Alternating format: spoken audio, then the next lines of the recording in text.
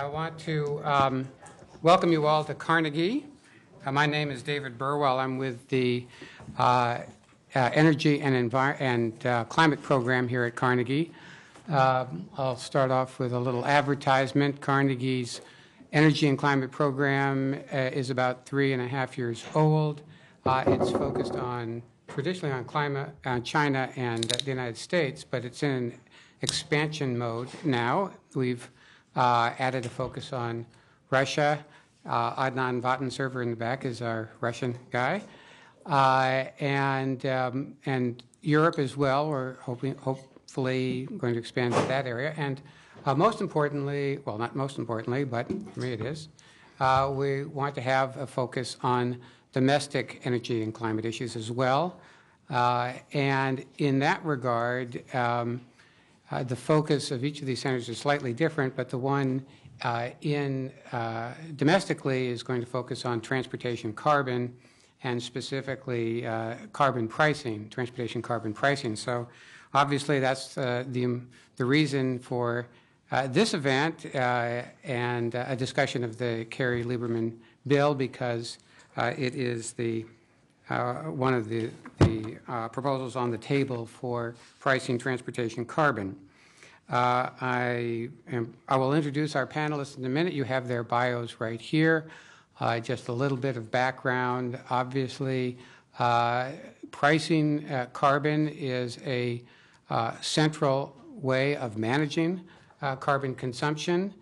This strategy has a unique and difficulty in the transportation sector, because not only do we want to reduce transportation carbon, but the transportation sector is dependent on burning carbon to finance the program. So there's an internal conflict here between public policy to control transportation carbon, and to actually finance the system.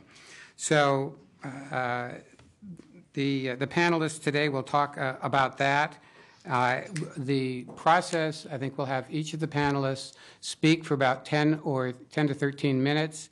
I will then make a few comments. I'll reserve the right to ask the first question, and hopefully we'll have about half an hour or 40 minutes for a general discussion.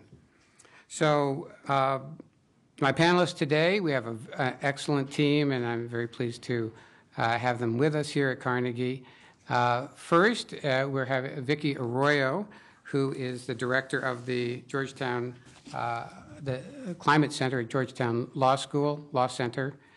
Vicky is sitting in. We had a little reshuffling here because James Corliss, who is representing the Transportation for America Coalition, had to leave, was out of town today, and Darren was going to present the climate bill itself and the context about transportation financing and pricing within the context of the other competing claimants to revenues from a carbon pricing scheme.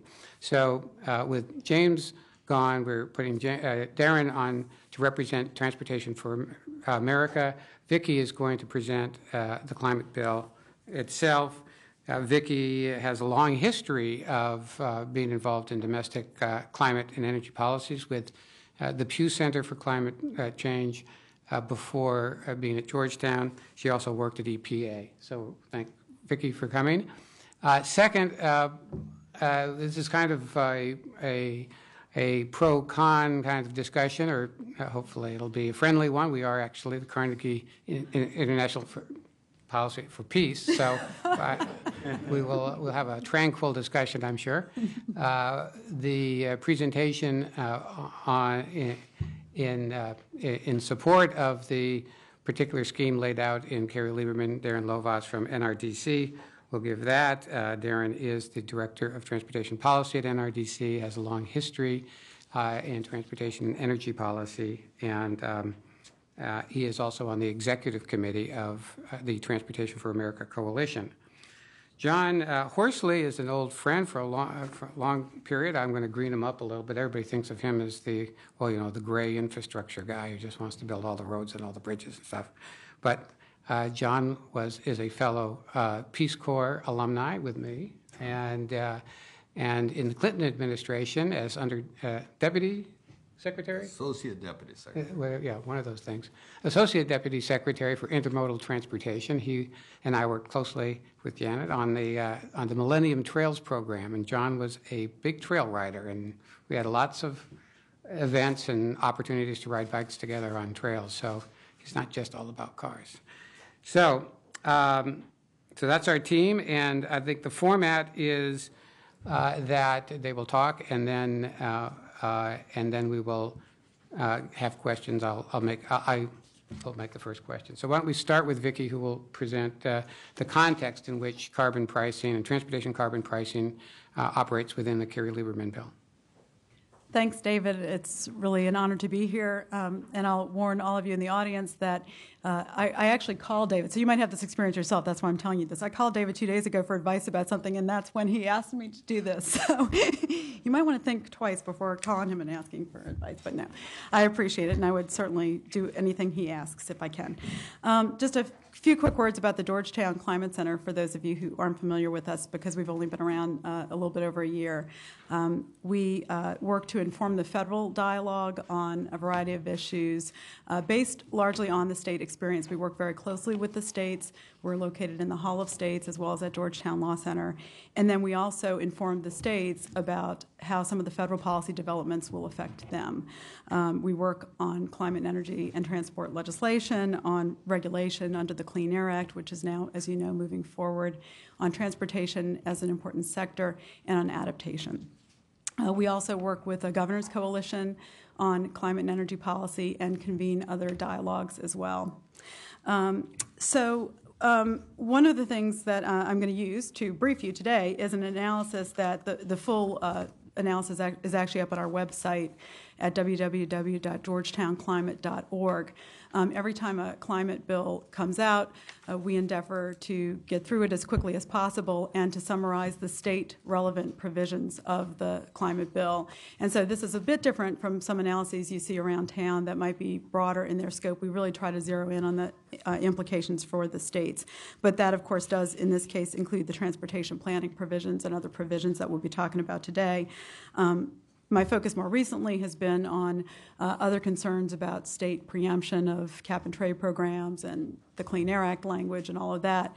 But just to first give you a broad outline of what's in the bill very, very briefly, and then focus on the transportation provisions, as David's asked me to do.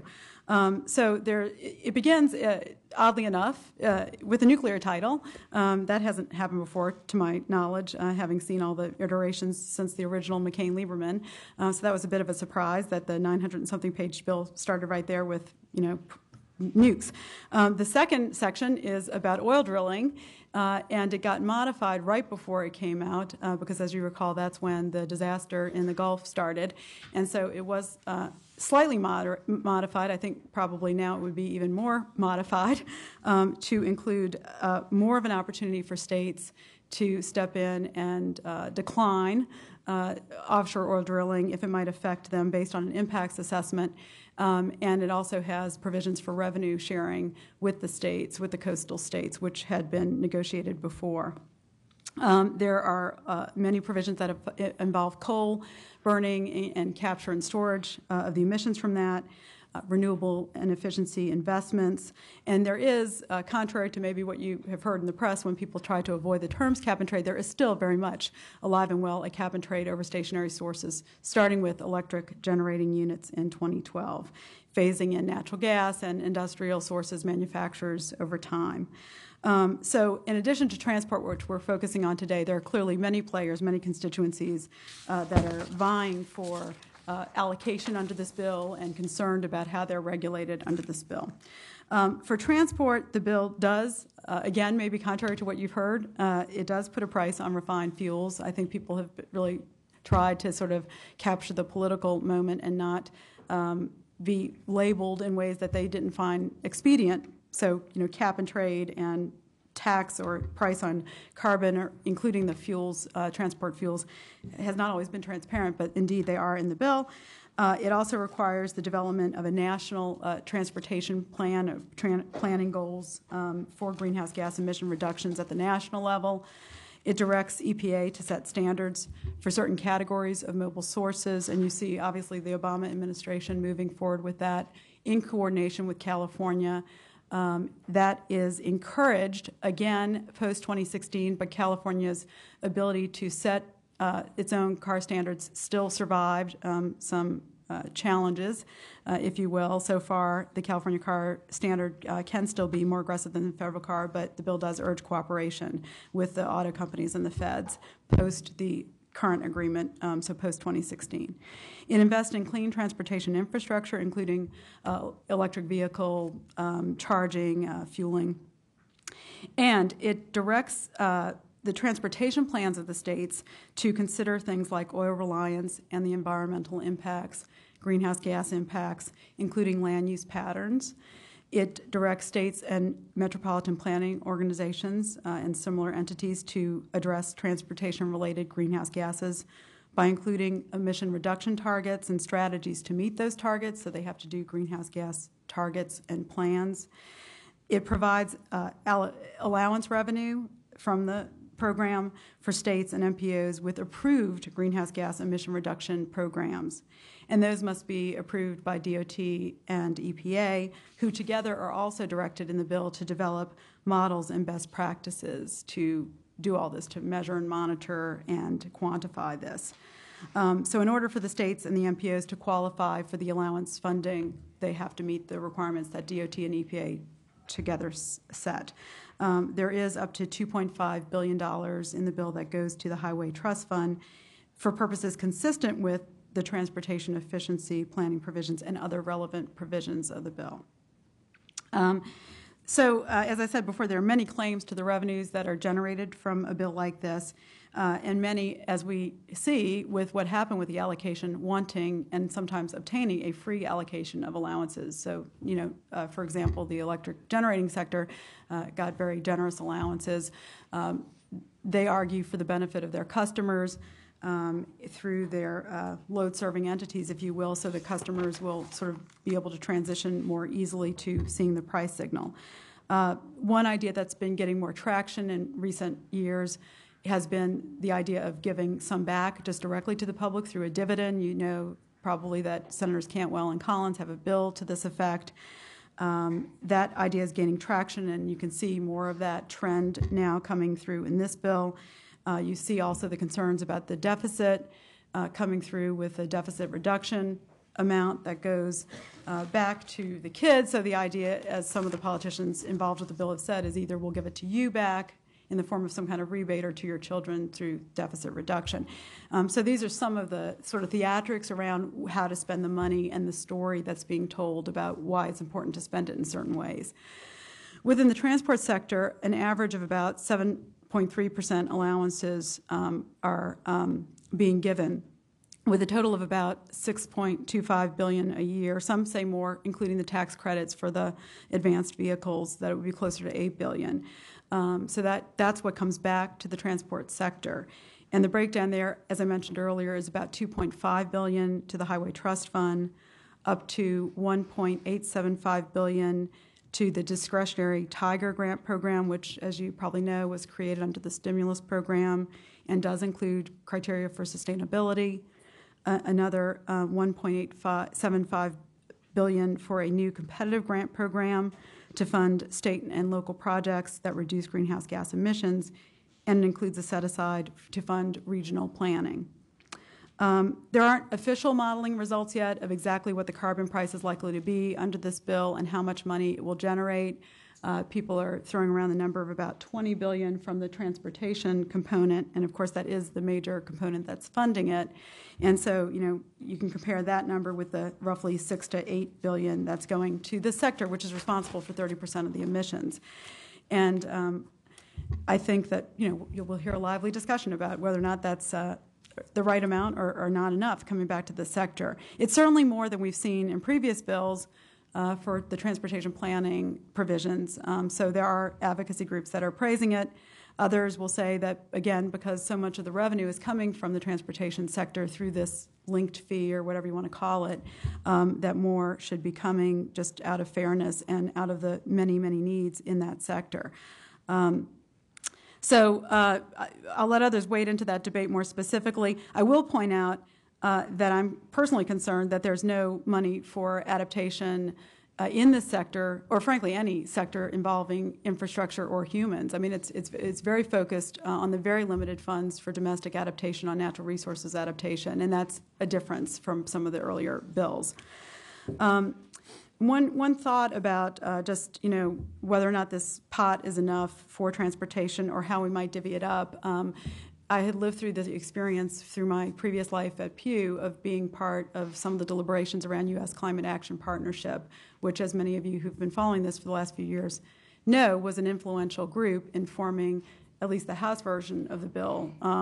And part of those deliberations involved lots and lots of meetings, long meetings, on really some of the tough zero-sum game kind of discussions around allocation. And, what I learned from that is that, when the electricity sector was sort of fighting with each other, nothing was really getting anywhere, both in the broader politics but also within their own sector. And one interesting thing that I observed in that process was that they actually sort of took the discussion off to their trade association, EEI, and tried to resolve it, because basically what you had was the clean energy company saying, we're already paying more for our energy. It is, more clean from a carbon perspective. We should be getting credit for that, and so you should give allowances to our industries based on the output of our electricity generation as opposed to based on our emissions, which rewards the dirty companies. Of course, the coal-based utilities were saying, hey, we have a long way to go. A lot of us operate in either very poor areas or in areas that are hard hit right now by the recession, the Rust Belt. You really need to base your formula on grandfathered greenhouse gas emissions and give us the money that we need to transition these old coal plants and get, put them away. Obviously there are merits to both of those arguments, and where you stand depends on where you sit. But what EEI did was to get them together, and they came up with a formula that worked enough that they could live with for both sides. And then you saw that formula literally adopted by the House bill. And so just as a possible model, knowing that this particular bill that we're talking about today, the Kerry-Lieberman bill, is not likely to be the be-all and end-all in the final bill that we see on this. And we don't, in fact, know, how transportation will fare in this bill moving forward. There are some rumors right now that some of the swing Democrats and Republicans, including Graham, who, as you know, sort of pulled off of the bill, are now floating the idea of maybe doing this in a sectoral, stepwise fashion, where we start with a cap and trade for utilities. The electric power folks have wanted the regulatory certainty for some time, to put carbon with the other pollutants that they've been having to deal with and make changes. They would like to know what that package is. They'd obviously like to get their free allocation still. So one school of thought is maybe they move forward with something that looks more like a for-pollutant cap-and-trade bill this year, do transportation later, do the manufacturing sector, which of course has been hard hit by the recession and where you have competitiveness concerns, even later. I think, who knows right now, given the oil spill, and the cries for something that would allow our government to be in a better position to respond to these kind of emergencies. I wonder whether or not there isn't an opportunity to do something that looks like more of a tax, frankly. Maybe we can say it now. Maybe we could call it an oil pollution tax or a transportation tax or something. But there are so many uses and needs in transportation for contributions from either this bill or some future transportation bill for the sorely needed investment in our existing transportation sector, in transit, in the incentives for efficiency, whether it be vehicles or the transportation system efficiency itself, investments in smart growth and VMT, and as I mentioned, our government's capacity to respond to future spills. Of course, having said that, it's obviously always difficult to get politicians to talk about anything that increases energy cost, especially in an election year and especially right now with a recession. But I'm just hoping and frankly praying that the confluence of the needs that we're seeing right now on the oil spill, the climate, the transportation sector front, the energy efficiency front, creates an opportunity. Thank you. Thank you, Vicki. It strikes me listening to Vicki and noting that a lot of my friends from the transportation community are here today, that as we conflate climate issues and energy issues and transportation issues, one of our barriers is language, that it's often very difficult to understand across sectors. And I think Vicki was very clear. And things like allowances, what's the difference between an allowance and an allocation and an auction, and how do they all work together? It's very difficult for folks who are not within the climate community to understand that. So if you have any questions, don't feel about language or meaning, don't feel shy about asking that question as well, because we're going to have to learn to speak each other's language if we're going to work together. So why don't we go to Darren now, who will give us the position of the Transportation for America Coalition on the Kerry-Lieberman revenue allocations. Thanks, David. And it's good to see so many familiar faces out there. I'm actually going to wear two hats. I'm going to be James Corliss, but I'm also going to be Darren Lovas of NRDC and talk about some of the other transportation provisions that don't have to do with infrastructure that are in the bill, as well as recent progress that we've made in terms of policies affecting both the technology and fuels in terms of vehicles. But first of all, just NRDC, who are we? One of the largest conservation organizations in the country, 1 million members across the country, offices across the country, and one in Beijing, which, as you might imagine, is overwhelmed almost on a daily basis in terms of the task they face dealing with environmental damage in China.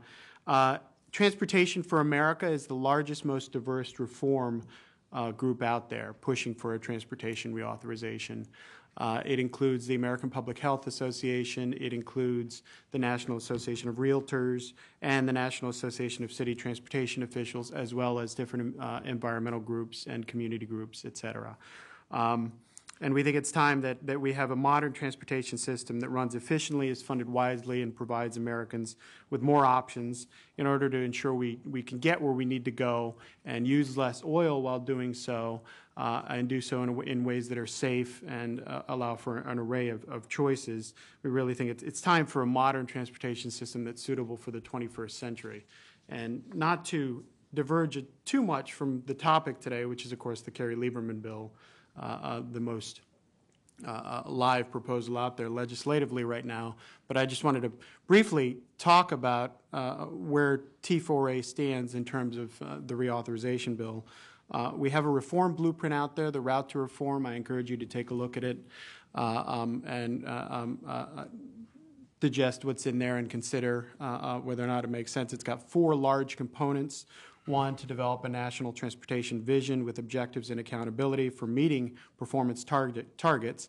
The objectives are improved economic competitiveness, improved conditions and connectivity, greater energy efficiency and security, protection of the environment, safety, public health, and equitable access to transportation. So those are the big objectives that we think the transportation program should have. In order to achieve those, the current program, and we're not the only group that's saying this, a couple of government-sponsored commissions have said the same thing, and Chairman Oberstar's bill, the only actual proposal out there, would achieve this as well.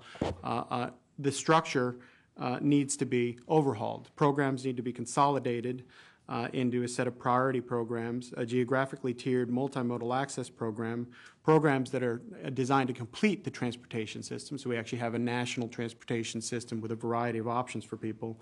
And finally, there need to be innovation incentives provided for states and localities to move ahead and show us the way as the laboratories that they can be in terms of making progress on transportation. Third, agencies and decision-making needs to be reformed in order to fit this structure and the objectives. And last but not least, the big question is how to fund the program. And we are in favor, if need be, of increasing the gas tax. We are in favor of shifting to a VMT fee. We are in favor of cobbling together alternatives like more road pricing, and congestion pricing and borrowing through constructs like an infrastructure bank in order to make ends meet. And we are in favor of a very large program, $500 billion program over 6 years. So, and we are aggressively pushing for an expanded program with these energy and environmental and social goals. So, shifting to another debate where, frankly, we've made more progress. With energy and climate, we passed an energy bill in 2005. We did another one in 2007. And thanks to those bills and the administration's effective use of the tools provided by those bills, we're making good progress in putting policy on the books that'll save oil and reduce heat trapping emissions. Raising performance standards for vehicles is a big part of that, and the administration is now working on performance standards for heavy-duty vehicles.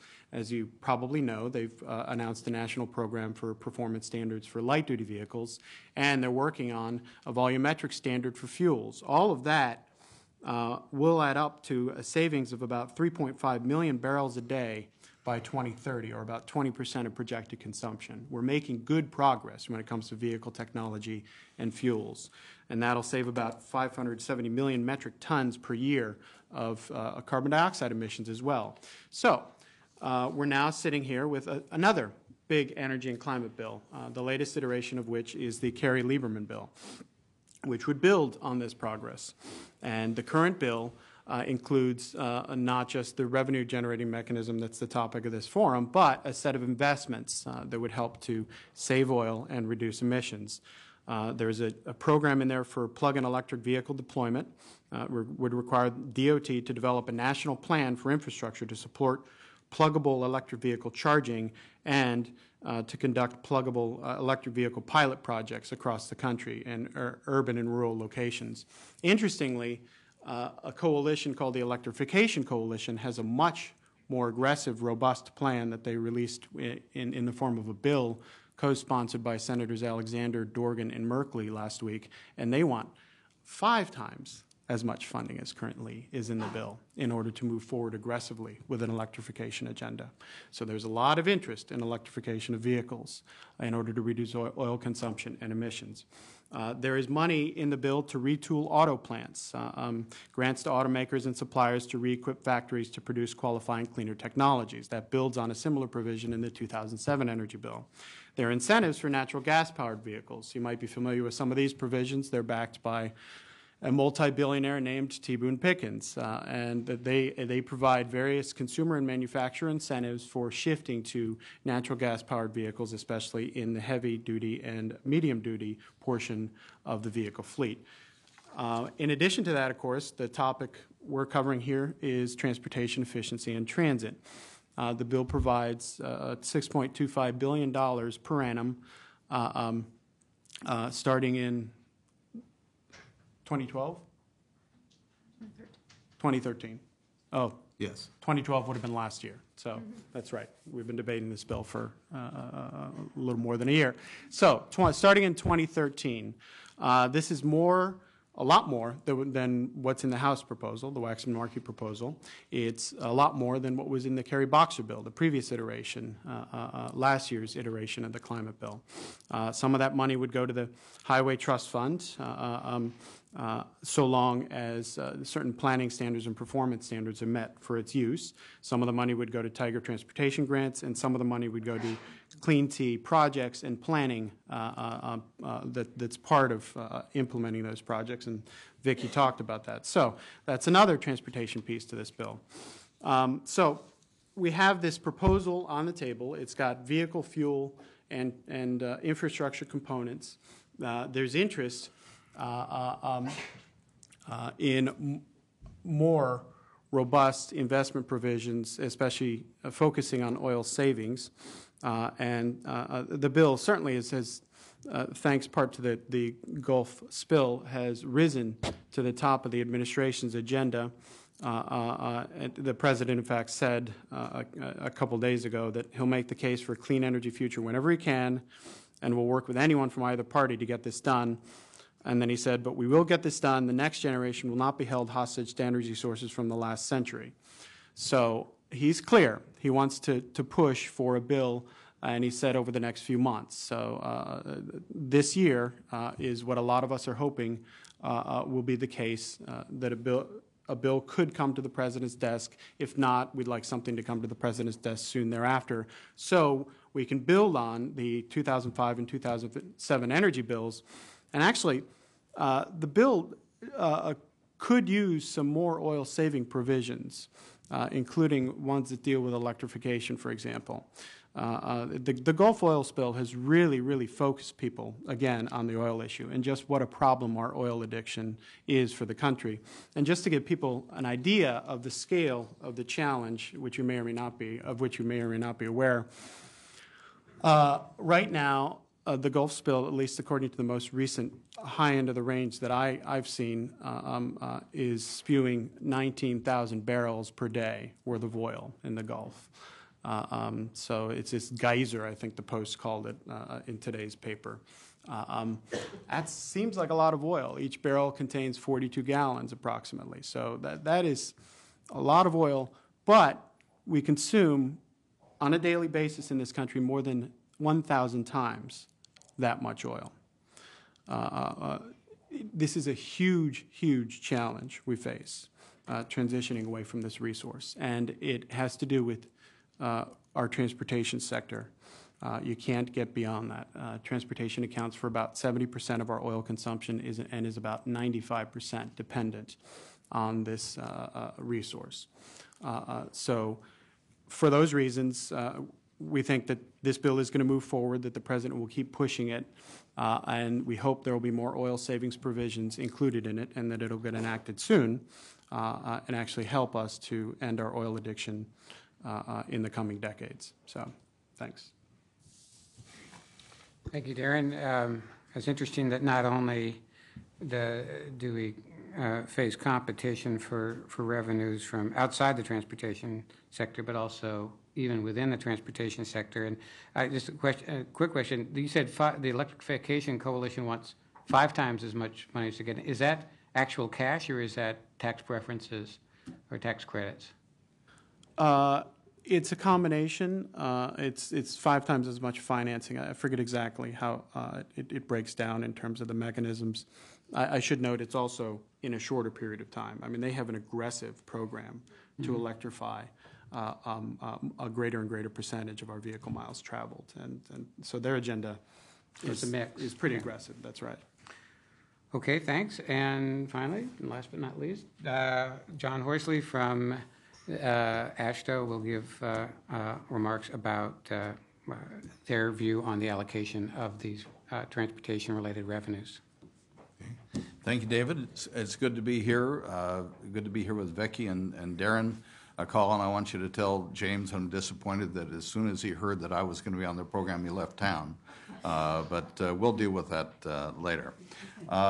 Janet Oakley is here. Janet is our policy director and supervises our Center for Environmental Excellence that the 50 state DOTs have put together to guide the work that we do in environmental policy. And then Caroline Paulson is in the back, and she works for Janet and Shannon Eggleston, and Caroline's our specialist on climate change. We have a state pooled fund. About 3 years ago, the states recognized that we've got to get smart fast in this area on behalf of the state DOTs who work for governors and state legislators, because there's no question that the transportation sector and state DOTs recognize we've got to do our part to help achieve national goals for reducing greenhouse gas emissions. We embrace our responsibility to achieve the 80% reduction goal. So in the context of this discussion, there are 2 bits of legislation that are crucial to state DOTs, governors, and state legislators right now. We are accountable to state governors and legislators to be their agents on transportation, and in turn, AASHTO, who represents the 50 state DOTs, and that for the District of Columbia and Puerto Rico, we are accountable to our members.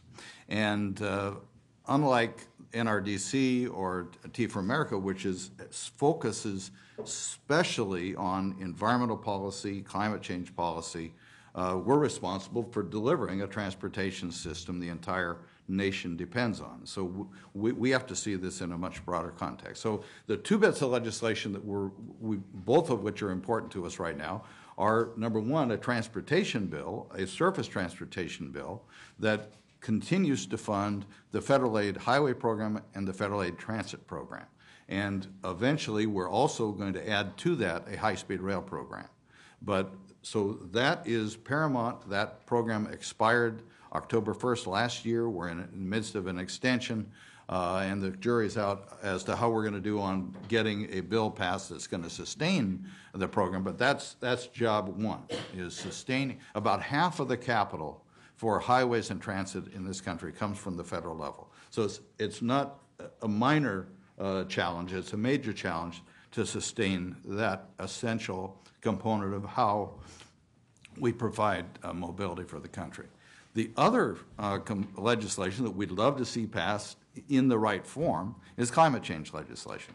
We recognize that transportation generates about 70% of greenhouse gas emissions. The highway sector about, or the percentage, the breakdown I've seen, surface transportation about 29%, highways about 16.5%. No, it's not 29. It's 29% of all emissions is transportation, and then surface transportation about 16.5%. So we got to do what we got to do to help achieve the greenhouse gas reduction goals. So David's question to me, is Kerry-Lieberman the answer? Our answer to that was, in its current form, no. Because in its current form, and 27 other national organizations joined in a letter, May 18th letter to Senators Carrie and Lieberman, saying politely but forcefully, your bill doesn't do what is acceptable to the transportation community. Talk with us, work with us, see what we can do to improve it. But the effect of the bill as written would be to preempt the funding for the highway program. The highway program since the 50s has been 90% dependent on transportation fuel taxes. Both of the national commissions that studied this issue, and Susan Binder here, who staffed the first commission, said the only way forward for the next 12 years is the fuel tax. The effect of the Kerry-Lieberman legislation, if passed in its current form, would preempt the opportunity or the possibility of enacting an increase in fuel taxes, which would slam the door on passage of a transportation bill. So 27 national organizations, we on behalf of the states, but the American Public Transportation Association on behalf of the transit authorities all over the country, and 26 other national organizations who care about transportation said no. This bill doesn't cut it because it would preempt other vital legislation that's vital to the country. And let me put a little bit more background on what we're talking about here. In the current highway and transit program, the highway program is currently being funded at $43 billion. The transit program is being funded around $11 billion. So we're spending, under the current regimen, $54 billion a year on service transportation. Revenues flowing into the Highway Trust Fund are coming in around $36, $37 billion. So the same 12-cent floor that is included in Kerry-Lieberman is exactly the 12 cent that we need just to sustain the current program. Now, what Darren mentioned is Tea for America, AASHTO, Chairman Oberstar wants to see the program grow from about 286 today to about 500 billion over the next 6-year cycle. So that means you're going to need more than the 12-cent floor. You're going to need that plus 25, 30, 40 cents. It's not clear right now how much we'll need to achieve the $500 billion package that Chairman Oberstar has put forward. We haven't heard similar numbers, but I'll bet you the Senate, should they get there, between the Banking Committee and Environment Public Works, wants a similar scale program. So every dime, or virtually every dime that you see that the Kerry-Lieberman bill would produce, because what we're seeing is somewhere between 19.5 and 40.6 billion is the range of dollars initially, and then it goes up about 3% over time. Every dime that would be generated there would also be required to fund their transportation bill. If Kerry-Lieberman goes first, it sucks the oxygen out of the room and preempts the possibility of passing a transportation bill. So with that as context, 28 national organizations wrote them saying no. Our position right now, and I think we'll stand firm to that, is if Kerry-Lieberman goes forward and can channel the resources that it generates from surface transportation fuels, the diesel, gasoline, ethanol, you name all the transportation fuels that are burned in surface transportation, if that is channeled into the Highway Trust Fund, every dime, then we will be the strongest allies to passage of this legislation. If they decide to go the current approach, which is 6.25, and only 2.5 of that, you can see the contrast. If cash flow right now, we're 17 short or 18 billion short of just sustaining the current program, no growth, and the best they can come up with is 2.5, and the overall bill preempts funding the program, we're going to have to say no, and we will do everything we can to make sure this bill does not preempt funding of the transportation bill. So that's with the focus on the transportation bill. Now let's move to the Kerry-Lieberman climate change bill in itself. What does it do for transportation? We would entertain discussion with Tea for America, with NRDC, the Carnegie Endowment, even the Georgetown Center, about Even those wackos. There you go. What do you do if revenues do flow in for climate change purposes? There's all sorts of good things that are proposed to be the Tiger Grant program, the clean T-type objectives, and even the 2.5 that's there for the Highway Trust Fund. There's good things that could result from climate change generated revenues if we've taken care of funding the highway program, the transit program. And eventually we're trying to have a long-term source of funding for the high-speed rail program.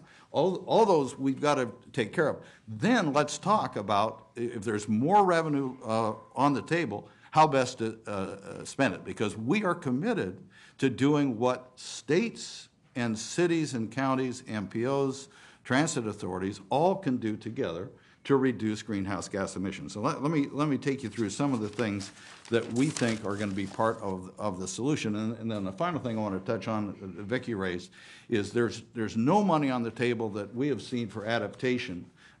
Janet, Vicki, and many others may have been to a White House meeting a week ago on what is going to happen to the surface transportation system once the effects of climate change kick in, the destruction of the tundra in Alaska and across Canada, and that effect on those northern systems, the coastal systems, inundation, and the right sizing and change to how we build culverts and bridges. Is a massive, massive investment that it's going to take to adapt our current infrastructure to what we see coming in the future. But what do we think needs to be done, and how can we join forces to get it done? We want to double transit ridership in the next 20 years and double it again, so quadruple it in the next 40 years. We think that is an essential part of the solution. Land use planning and transportation. Rarely do communities talk to states or even to their transit agents or their transportation agencies at the local level. We're advancing a development pattern in this country that's not sustainable, and we need to improve that. We're proposing $100 million a year out of the transportation bill to fund a land use transportation dialogue, demonstration projects, you name it. We know that this is an area that we've got to work on together.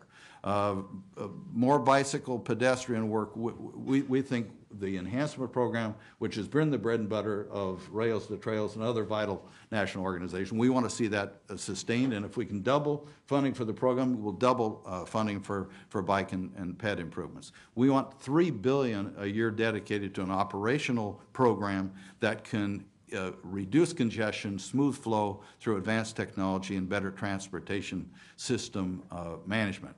We want half of the environmental program, about 1.7 a year, to be dedicated, very similar to the 1.85 that's proposed here, for climate change-related investments that states, cities, and counties can implement. in the bill and in the House bill, there's going to be a mandate, and we think it's inevitable, it's coming, that states, cities, and counties through their MPOs are going to have to chart a course of what are we going to do through what we manage and have control over to reduce greenhouse gas emissions. The bill calls for setting targets and strategies to achieve the targets. We think that is a reasonable approach. What does concern us is the balance of power between U.S. DOT and EPA in that mix, because EPA's mandate is protect the environment, reduce greenhouse gas emissions. Rarely does EPA balance that with what are we going to do to sustain a healthy national economy and mobility. DOT's mission is to sustain mobility consistent with environmental policy, and we want to make sure that there is a balanced approach between the mission to protect the environment and reduce greenhouse gas emissions at the same time that you balance sustaining a strong national economy and mobility. Unless DOT is given a co-equal status with EPA, we're afraid that decisions will be made that in the long term are not sustainable, not from the perspective of the environment, but from the perspective of the economy. And we think that is important. So the long and the short of it, right now, AASHTO, APTA, and a broad array of organizations whose focus is transportation are telling Senator Lieberman and Senator Kerry, this bill doesn't cut it as written. But if they and we and others can come to an agreement on how to make it possible to meet the basic transportation needs of the country and move forward on climate change legislation that makes sense, then we'll be their best ally. Until that, we're going to have to say, no, this bill as written doesn't work for us or the states or the cities or the county or the economy, and we're going to have to push back. If we can reach an accommodation, then we'll be the best allies and add to the army that sees the need for climate change legislation. Done. Thank you, John. Well done, and everybody kept to their time limit. That's terrific. So we have about a half an hour for questions. Now, we do have, this is being recorded. We're going to have a transcript produced. So we have some microphones in the back, I believe, don't we? Alex from Carnegie here has a microphone. So if you want to ask a question, just raise your hand and identify yourself, and Alex will give you the microphone. I'll take the right of the moderator to ask the first question. I thank the panelists again for their very clear presentations. And it does seem, and I think in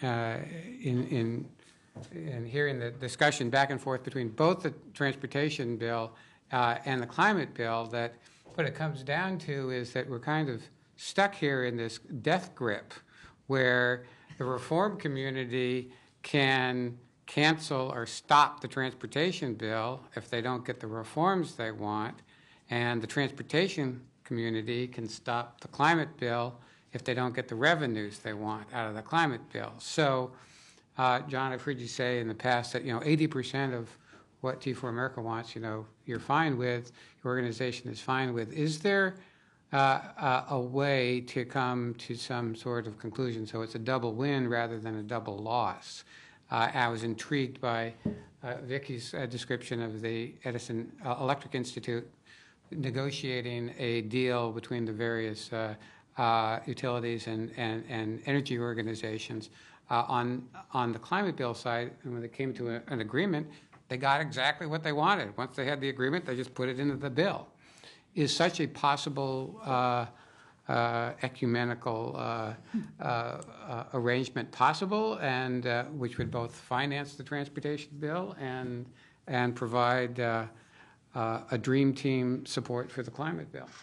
Well, I think the answer would be potentially yes. I mean, is it just a revenue issue for you, or is it also a structural issue?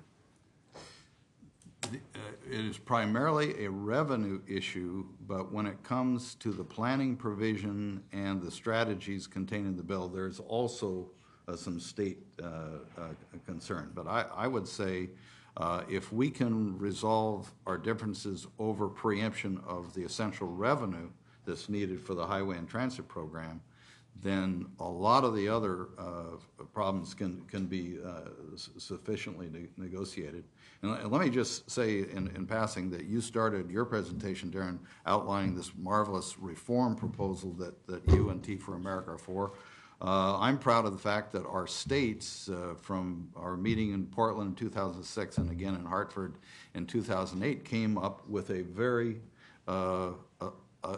reform-minded approach that embraced many of the recommendations of the first Surface Transportation Policy and Revenue Study Commission. Many of the recommendations there were in not that far off of what Chairman Oberstar has recommended in terms of going to a performance-based system accountable for results that focuses on objectives of genuine national interest. Much of the structure of what Oberstar is trying to achieve in the House bill either echoed the first commission or echoed our proposal. So we are firmly on record in favor of a reform approach, and many of those reforms are consistent with what the Tea for America is advanced. Okay. So just very quickly, in terms of your question, I'm not sure how much further, if any further, this bill can go in terms of investments in infrastructure without undermining the overall purpose of the program. And realize this is an energy independence and climate change bill.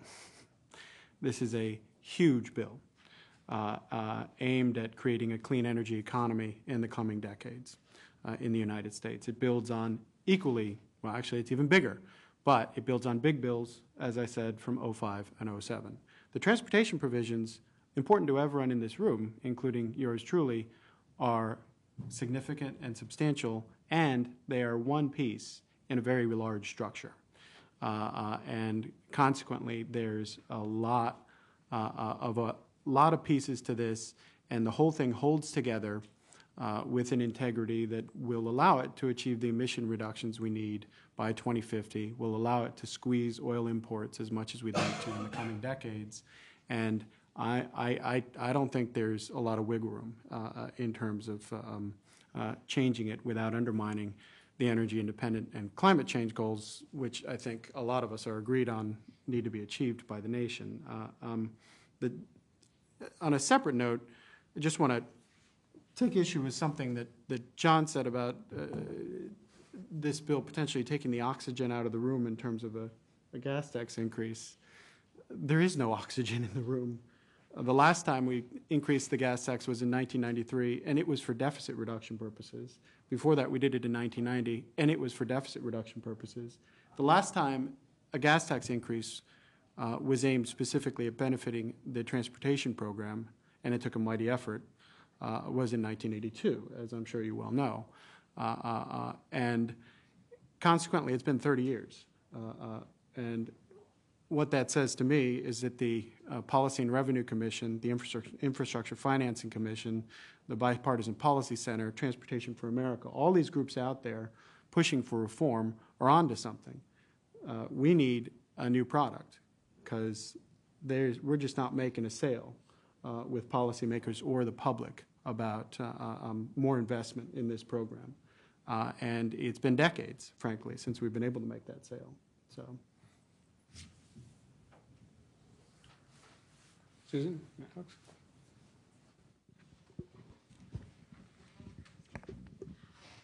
I guess I'd like to... Do you identify yourself? Susan Binder, Cambridge Systematics. I guess I want to push this question just a little bit further in order to understand positionally where some of that middle ground is. Let's say, for the sake of argument, that a transportation bill went first, and there was... you said, John, 25-cent increase. It would be something in that order in order to increase the scale, scope of investment up to where needs might be. So again, there's lots of debate about what that number would be, but big. Darren, what would be the impact, as you see it, on the carbon use? How sufficient would that be to make the changes through the market, as opposed to through more direct mandates? What would be missing if you? What else would you have to do in order to meet the kind of targets you're talking about? Or would that shake up the system enough that we'd make huge progress and we could have our cake and eat it too? That's what I'm trying to test. Well, in terms of passing a much bigger transportation bill,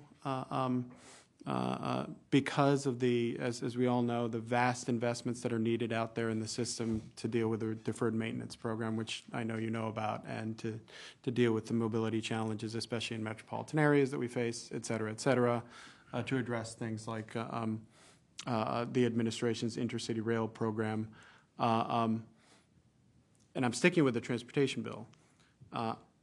I think you could do a big bill with a revenue, a gas tax increase, a gas tax increase combined with an infrastructure bank, a gas tax increase combined with an infrastructure bank, and increased tolling and use of congestion pricing and those kind of road pricing tools, in order to lift it to that level and achieve measurable oil savings and greenhouse gas emission reductions and complement a climate bill. And I think if you can go to the nation and say, we're going to do a transportation bill, and guess what? It's not going to be the usual pork barrel, earmark, laden program. It's going to help us meet national goals that we all feel we urgently need to meet, including energy independence, which a lot of people are focused on now. In order to do that, we're going to need more investment. So I don't know if that answers your question, but I really see these two as complements, and I don't see them as mutually exclusive. I think we're going to get more than one bite at the apple, basically, in terms of addressing the oil challenge, which means the transportation challenge we have in this country. So. Let me agree with Darren's reflection on history of how it was that we passed the last two fuel tax increases. If you go back to 91, when George Bush Sr. said, "Read my lips, no new taxes," and then signed a nickel fuel tax increase, half of it went for transportation, half of it went for deficit reduction. About 8 years later, it all went entirely for transportation. Then when Bill Clinton came into office, he proposed an 8% BTU tax, and then ultimately settled for a 4.3 cent fuel tax increase. All of that went for a deficit reduction for, I think, about 5 years. And then Senator Graham of Texas bravely recommended putting it into transportation because the Clinton-Gore folks had balanced the budget and were on track for a surplus. So that was the combination of interests. It took deficit reduction and transportation interest to jointly have the wherewithal to convince Congress to increase taxes. You're absolutely right. There's no climate right now for raising taxes. I think the unemployment numbers today are going to be around 9.8%. Until we come out of this recession, you won't see a fuel tax increase or any tax increase. But the same thing applies to the dynamics of climate change legislation that depends on imposing, and I've been told I can't use the word tax. I'm not supposed to. You use fee. I'm not supposed to use fee. I've been told. Some adjustment mechanism, allowance. We've got to come up with a better vocabulary to describe this bill without offending the two sponsors. But the long and the short of it, the effect is going to be to jack up the cost of the American people by the equivalent of a 12. The floor is 12-cent fuel tax increase. The ceiling is about a 40-cent fuel tax increase. That was consistent with what the first commission recommended. So we're looking for friends, Darren. And we may very well see a community of interest with the climate change world in order to get what both interests need. I do not believe you can get 60 votes in the Senate or even 51 votes in the Senate right now. And there are mountain state interests and southern state interests represented by Democrats who might potentially vote ultimately for this legislation if they could be assured the needs of their state would be met for both transportation and climate. But it's going to be very difficult for the sponsors of this bill to get the majority they need unless parts of the country that don't live and breathe climate change can be convinced they benefit. In the back? Hi, I'm Jeff Brown with Pew Charitable Trusts. Okay, so what I'm hearing is a transportation bill won't happen with a gas tax, and a global warming bill won't happen if it has a gas tax in it. I spend my life counting votes. There's 12 weeks left in this session, if that, with the Supreme Court nominee tossed in. I think what you're suggesting is pretty powerful. It would mean sort of reframing the debate completely, that the transportation bill carries the global warming part. Yes, the transportation bill carries the global warming part of the Kerry-Lieberman bill, essentially. And that because of the status we have right now, Kerry-Lieberman has to be sort of become a climate light bill. Do any of you want to address that? I mean, I guess that's what I was getting at earlier, Jeff. I mean, I wonder if there's not some scenario, given the limited time and given that there seems to be some people who want to be regulated in the form of the electric utility sector if they know they get a fair allocation, or to them, a generous allocation, and that might change in the future. And so can we think about this as maybe a phased approach where that sector goes first in the limited amount of time, and then part of the transportation bill discussions next year, and it will be after this election, could hopefully include a lot of these elements that we're talking about, the price signal, which I would hope we can revisit in the wake of this bill. Now, I think this bill can work in a different way where people would say, yeah, tax the fuels because we want to sort of, be more efficient, but give the money back to the people, or put the money in some kind of, fund so that we've got the technology to fix this if this ever happens again, which we obviously don't, or invest in alternatives. And I really could see a scenario where the future tax that we're able to get might even have less, in a way, for some of the things that we're talking about today. So I think there's some risk in waiting and putting our hopes in that basket. But I do think that the idea of some kind of sector-by-sector approach might gain some traction that we're not otherwise getting on a comprehensive energy and climate bill. It's been a difficult sell for a long time, and it's very difficult in what we see before us right now, I think. I guess my question to John and Darren, who know more about what's possible in the transportation bill context, and David too, is could the transportation bill be even a home for something like a low-carbon fuel standard in addition to the price signal and some of the planning opportunities that we're talking about here, the transportation efficiency provisions? I mean, could the transportation bill look very different in that way as well? Vicki, I think you're getting into committee jurisdiction that's an even more inviolate role than who does what to whom. Mm-hmm. If you can get those committees to talk to each other, perhaps, but I suspect you'd have to have tandem legislation rather than expect EPW or Commerce or Banking to get into that stuff and invade the turf of energy and some of the other bills. Now, EPW does have the lead on this, so that might be possible. But I don't think the House jurisdiction is the same. So I think that would be a limiting factor, but anything's possible. We are stalled, and we're going nowhere. We need friends. And either we're going to have to link our future to deficit reduction like we did the last two times, or climate. We're open to who wants to be our friend, but I also firmly believe that the swing votes that are crucial to the passage of this legislation are going to have to satisfy the interests of states who don't necessarily embrace climate change as avidly as the prime sponsors of this bill. Massachusetts, Connecticut, and the West Coast love this stuff. but they're the heartland of the country. You got to struggle. Stephanie, I think you had your hand up first. Hi, I'm Stephanie Potts from Smart Growth America. My question is primarily for John. It seems like one thing the oil spill has done is garner some political will for raising fees for dealing with spills and cleanup. And I was wondering if AASHTO has a position on the increase in fees for those purposes in the bill that was just passed out of the House. I'm not acquainted with the bill, and I don't think we have positions on spills. We think it's terrible, and gosh, those pictures in the Post this morning, how they're going to rivet everyone's attention nationally that something's got to be done.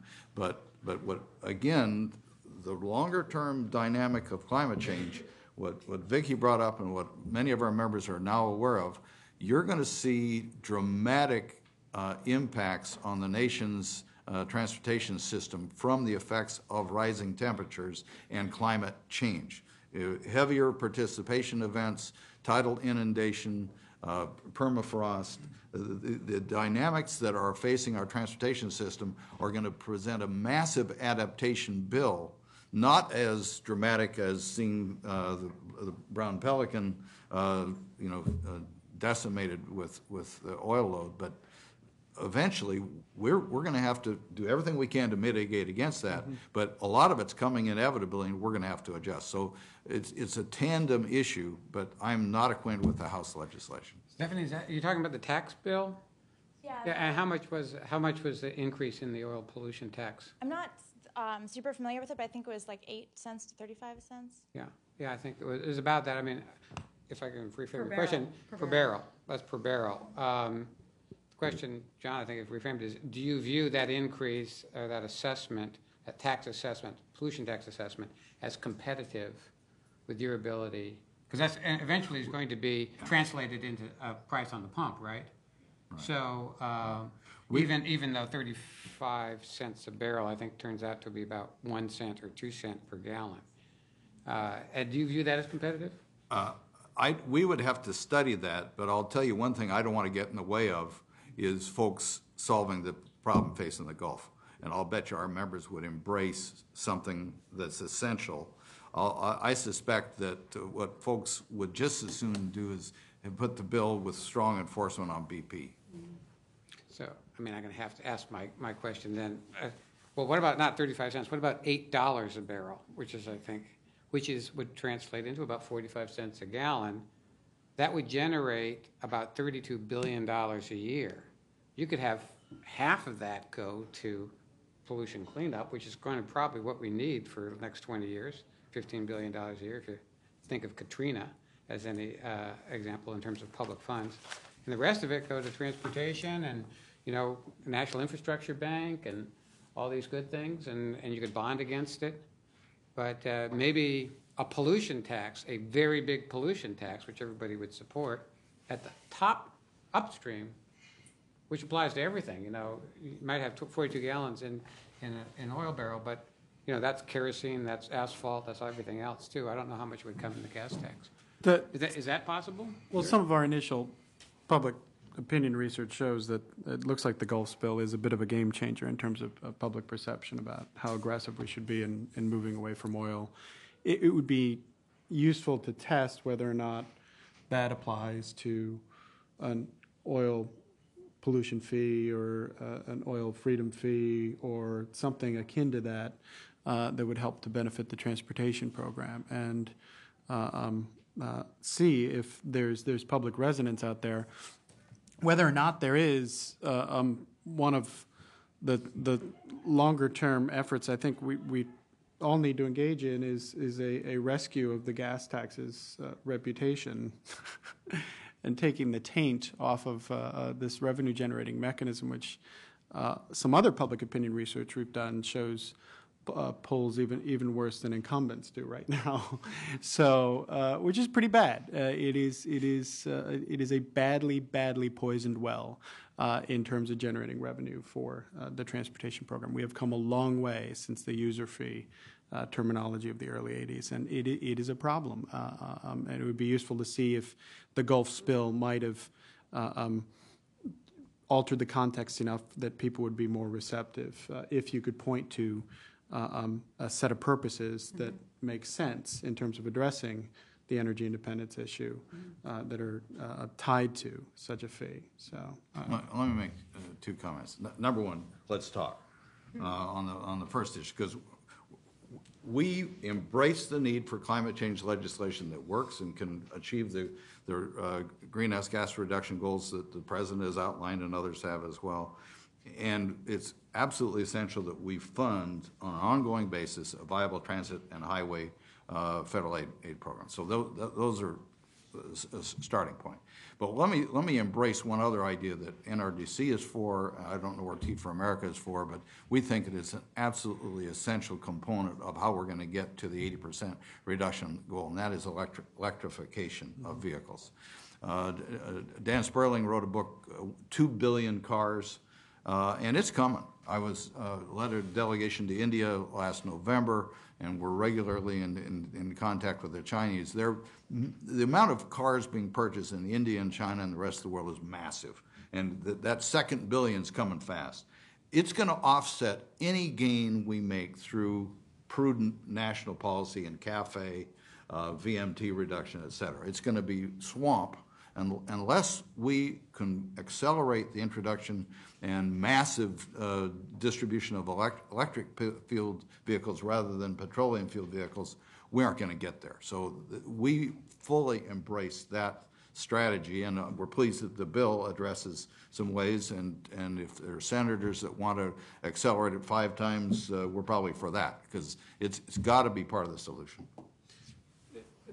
I agree with a caveat that this is going to be something we're going to need silver buckshot as opposed to silver bullets. And to mix metaphors, I've learned that the hard way by watching the bloom come off the rose with hydrogen and then with ethanol. And I'm just waiting for the fatal flaw to be identified for plug-in vehicles.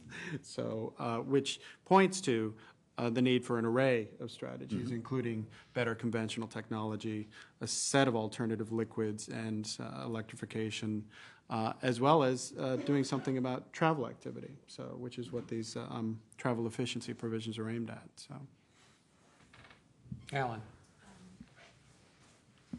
Okay. Tyler Frisbee from Congressman Blumenauer's office, and I work for one of the few members of Congress who has no problem advocating for a gas tax anytime, anywhere, in his sleep. You're from Oregon. Yeah, I mean, it's a little different out there. But I think I have a longer-term question, which is we see a lot of discussion about increasing the gas tax, Mr. DeFazio's suggestion of taxing oil barrels and trading. But the long term, especially when we're looking at this in terms of a climate change bill, which whether it happens this year, which my boss certainly believes that it will and hopes that it will, or whether it's next year or the year after, it's happening soon.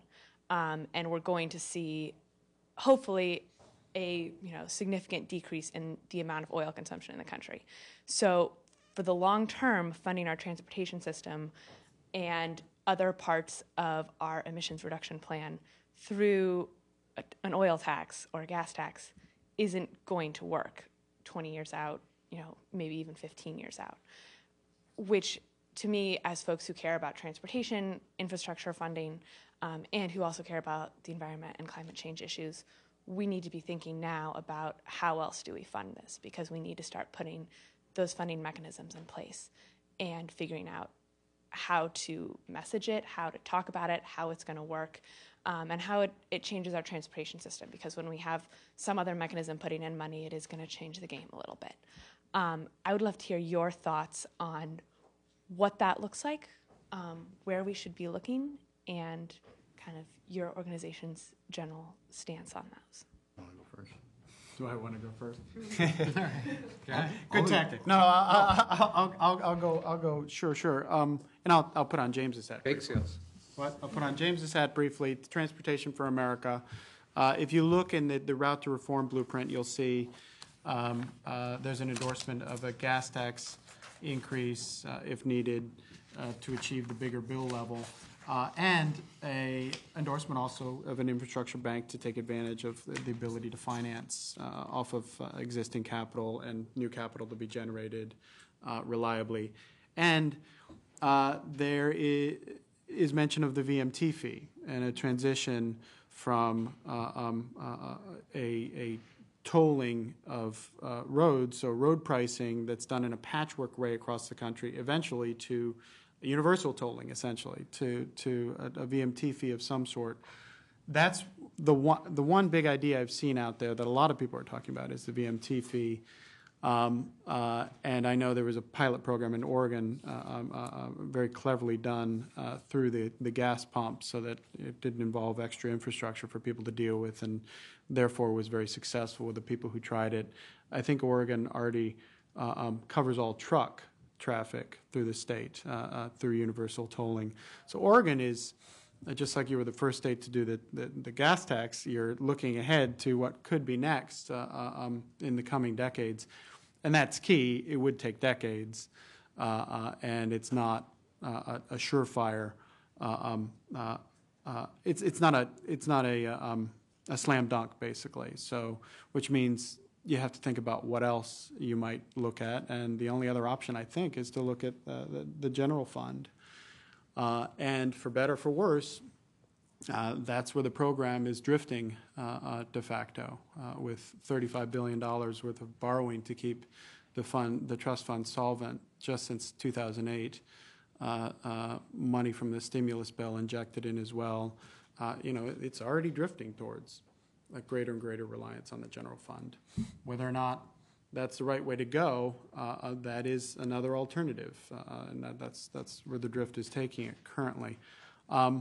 Regardless, it's something we do need to figure out, and this dawned on me when I looked at not just Department of Energy's projections and saw that, remarkably, thanks partly to increased efficiency and increased use of ethanol in transportation, oil consumption, the curves are going down slightly out to 2030, which is really strange to see in the last couple of annual energy outlooks that that's the case. And if you doubt that that's likely, the Cambridge Energy Research Associates, an industry-funded firm, agrees. ExxonMobil agrees, as a friend of mine who used to do that kind of outlook for ExxonMobil put it, its efficiency as far as the eye can see. This is how much of a difference the 2007 energy bill and the new national vehicle program are making. And it creates a good problem, frankly. We have projected ramping down of gasoline consumption, which I think everyone agrees is a worthy national goal, but it's a problem for the transportation sector and how to finance this program. So, sorry, that was a long answer, but that's... Well, the first thing I want to do is clone the Oregon delegation. Earl Blumenauer has been the most articulate voice for how to fund the future transportation bill, followed only by Peter DeFazio. With every day, these two keep articulating good ideas, and then Ron Wyden, working with us, got the Build America bonds, including the stimulus bill, which is, I think, capitalizing $100 billion in infrastructure improvements around the country right now. So we need more Oregon folks, leaders like Earl Blumenauer, Peter DeFazio, and Ron Wyden. We firmly buy into the fact that we're going to have a transition. The first National Commission said about 12 years out. The second commission said about 12 years out. It's in that window, because when you look at the 2016 CAFE transition, when we're at the fleet, the new cars are at 35 miles per gallon, and then I'll bet you there's a next CAFE that has an even more stringent mandate. And the market itself, I think, as prices go up, the market itself is going to see more fuel-efficient vehicles. The ability to sustain the program with a cents per gallon basis is just going to fade, and we're going to need to replace it with another surrogate for measuring use. The controversy with the Oregon study and several others is, can you do it at the pump, which is in tax hundreds of millions of transactions? It's going to be very expensive. So we're not sure that mechanism that Oregon pioneered would work, but a surrogate for use has got to be found that measures distance traveled, use of the system. There are many options that are being explored, but we think we're going to have to jump on this and explore it sooner than later, because I don't think you'll have the luxury of waiting to 2020. I think we're going to have to accelerate the introduction of some alternatives. And it may be that we need to get some alternatives because this toxic atmosphere around the fuel tax doesn't go away. Right now, it can't go anywhere because of the economy, but that may not turn the day, because right now we've seen the same polling you have. Yep. So, Okay, go ahead, sorry. yeah, so one of the things I learned from, palling around with the transport people, like David said, we also really have to learn each other's language, and about the bills, and that the fact that the government gives less for operating expenses and more for capital really affects transit adversely, because so much of that expense is from the drivers and the operating safely of things like Metro. And so, we see the fare increases, which might have an effect on ridership that's negative at the same time that we're trying to do something. So I think those kind of questions about how do you spend the formulas and how do you allow people to spend the federal money that there is, I think could be an important contributor. And the other thing, while I'm talking about federal subsidies, is the oil subsidies and the fair revenues back to the governments, both the federal government in the form of royalties and the state governments, that I think hopefully will come out of this. Again, the tragedy in the Gulf. I think that people are going to start to take a hard look at how much has been given away, and then that could presumably, if some of those subsidies are taken away, it would both obviously have more of a pass-through on the prices, which might abate driving, but also would allow more in the federal coffers to go for these other purposes.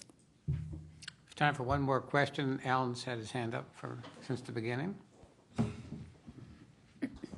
Alan Greenberg, Federal Highways. Thank you. Going back to the core dispute about the revenue and from Kerry-Lieberman and where it might go, it strikes me that the real question is some of it's going back to the public in one form or another, and so it seems that that part of the equation might have to be changed to put the revenue back into the trust fund. It's going back either in terms of rebates or in deficit reduction, at least a reasonable part of it. And so perhaps that's the right equation. Perhaps it should go into transportation and less should go toward those other purposes. But it's not like, at least the way I read it, that the money is all going somewhere else. It seems that it's going back to the public. My second question is related to pricing incentives, which is a big part of this as well. It seems that there are incentives that are missing that, from a size standpoint, can dwarf the incentives already in the bill. The two that come to mind are something called parking cash out, where we allow people to just pay for, employers to just pay for parking, which 99% of employees do. We also allow them to pay for transit, but my understanding is only about 5% of employers do that. And so cash out would essentially require that for the tax benefits of a free parking space, you'd have to offer cash in lieu of that. And the study suggested 12% reduction in driving resulting from that. The second one is pay-as-you-drive insurance. That would convert an insurance cost to about 8 cents a mile, much larger, again, than just the financial incentives contained in this bill. And they don't solve the revenue side of it, except perhaps the insurance part could partially, because the same system that allows mileage insurance could also allow VMT pricing. But I don't see anything, those seem to be larger financial mechanisms, and they don't appear to be in this bill, and I'm wondering if anyone had any comment on those two issues. Thank you. At least with pay-by-the-mile insurance, that the more I've looked at that over the years, the more that seems like a no-brainer and something that could be a transition to a VMT fee. I think you're absolutely right. I think probably the only reason it's not in the bill is that the sponsors aren't that familiar with the policy and probably didn't see how it fit into a larger energy and climate bill. The same probably applies to parking cash out, and both of those would provide energy savings and emission reductions that can be quantified. So if not in this bill, through amendment or by the sponsors through manager's amendment, there should be policy to encourage both of those, to provide incentives for both of those. Agree with that 100%. The first issue you brought up is exactly right, and this is the challenge with the bill. It is a very carefully constructed bill. Investments are allocated towards specific purposes to hold consumers whole and to achieve emission reductions and to transition to a clean energy economy, and it's a zero-sum game. And it's a zero-sum game that has already been very tightly and robustly debated. And so I'll repeat what I said earlier, I don't know how much room there is for further wiggling beyond this is a jump from what was in Waxman-Markey, and it's a jump from what was in Kerry-Boxer for transportation infrastructure.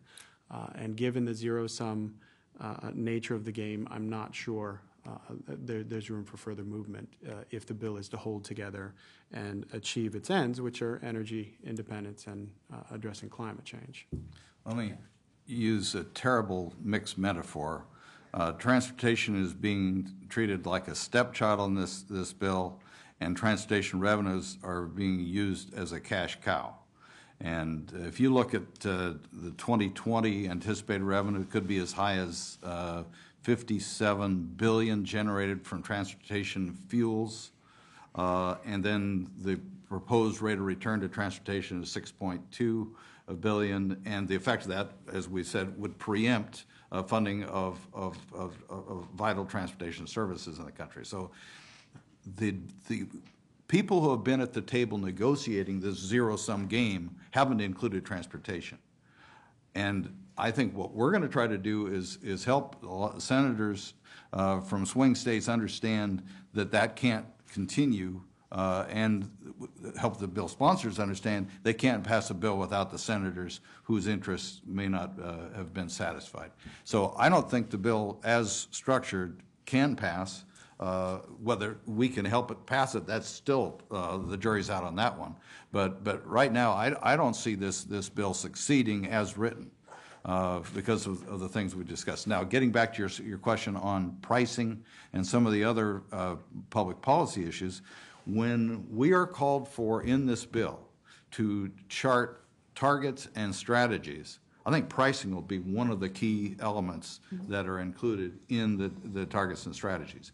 Teresa McMillan, who's now the deputy in Federal Transit, was previously the policy director of the MPO, where James used to work. And what they've analyzed for the Bay Area, you can't get there any other way than with pricing. They've done every smart transportation strategy in the book, and they said, well, how far does that get us? And they said, without pricing, you can't get there. So it's going to be dicey in terms of getting cities, counties, and states to implement pricing, because it affects the user just like a gas tax. But eventually, in the array of public policy tools, I'll bet you that is a centerpiece of what's used. Okay, we're out of time. Thank you for coming. I just say in closing that I find this discussion encouraging, despite the differences, and that a global deal might still be in the works, both on the climate bill and the transportation bill, and that one thing is clear: we all need friends. So maybe this is the first step in that direction. So thanks again, and let's thank our audience.